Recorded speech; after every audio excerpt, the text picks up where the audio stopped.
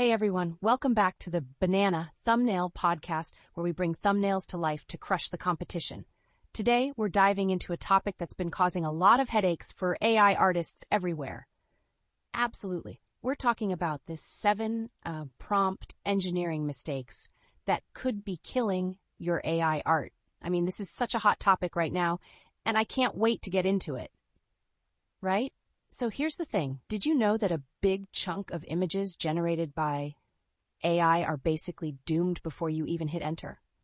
A lot of casual users get super frustrated when they end up with results that look more like cartoons than the masterpieces they envisioned. Oh wow, that's actually really interesting. What do you think is causing that, Alex? Well, one of the major culprits is vague descriptors. According to insights from the Prompt Engineering Handbook by Google, using vague terms like fantasy warrior can really hurt your output. Casual users make up about 40% of the community, and many of them spend hours trying to get it right, only to walk away disappointed. So basically, it's like giving the AI a riddle instead of a clear instruction?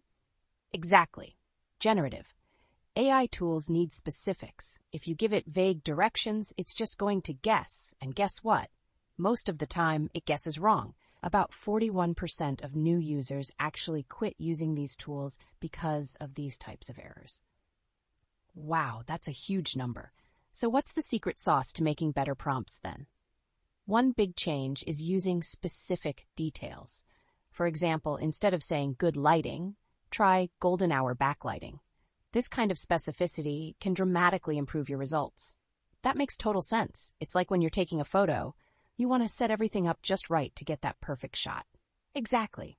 And moving past vague descriptions, there's another important concept, constraints. The handbook emphasizes that you need to tell the AI not just what to do, but also what not to do. Missing out on this can lead to 64.5% of AI art failures. That's wild. How do constraints actually help? Well, it's about locking down the details. Professionals often have to redo around 30% of their work because the AI can lose nuance in complex scenes. But when you add strict constraints, success rates can jump to over 91%. So it's like putting up guardrails to keep the AI focused, right? Exactly. But even with those good constraints, you might find yourself stuck in a loop of iterations, what we call iteration fatigue. It's surprising, but 56.3% of AI art users often iterate their prompts 5 to 10 times per image. Oh no, that sounds exhausting. How much time do they waste on that? On average, they spend about 47 minutes per final output. That's a massive amount of time. The handbook suggests treating your prompts as a dialogue. Instead of rewriting everything, just tweak the specific variables that need changing. So kind of like having a conversation where you only change a few words instead of starting over every time? Exactly. And let's talk about context overload for a moment. A major concept in the handbook is managing your context window. More words don't always equal better art. In fact, it can confuse the AI and lead to dropping important details. That's counterintuitive. I would think that more context would help, right? But well-crafted, concise prompts can improve relevance by 4.7 times. On the flip side, poorly constructed prompts can lead to an 82.4% rejection rate among professional users. Wow, I never would have guessed that. So what's the takeaway here? Keep it clean and simple. The AI responds better to observable details rather than abstract concepts. It's not interested in the character's childhood trauma, just the lighting and colors. Haha, good to know. And what about the future of AI prompting? Are we just going to stick with text? Not at all. The handbook is increasingly focusing on multimodal AI prompting, where you can combine text and images. This can boost art fidelity by nearly 4 times. So you're saying using both text and images can significantly improve the results? Absolutely. In fact, using image prompts alongside text can achieve consistency rates of over 91%.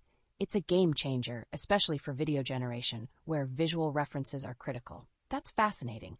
So, what frameworks should creators be using for their prompts? A reliable system is essential. The most successful creators I know rely heavily on frameworks, like the 4 C's structure: creativity, context, constraints, and clarity.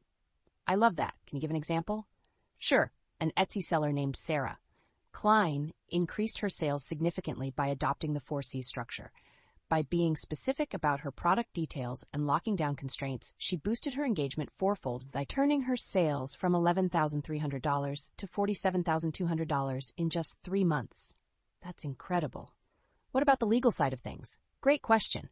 Many professionals worry about copyright issues with AI-generated art.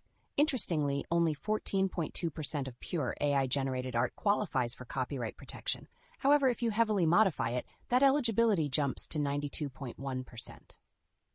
So, the takeaway is to always put your own spin on AI-generated art, right?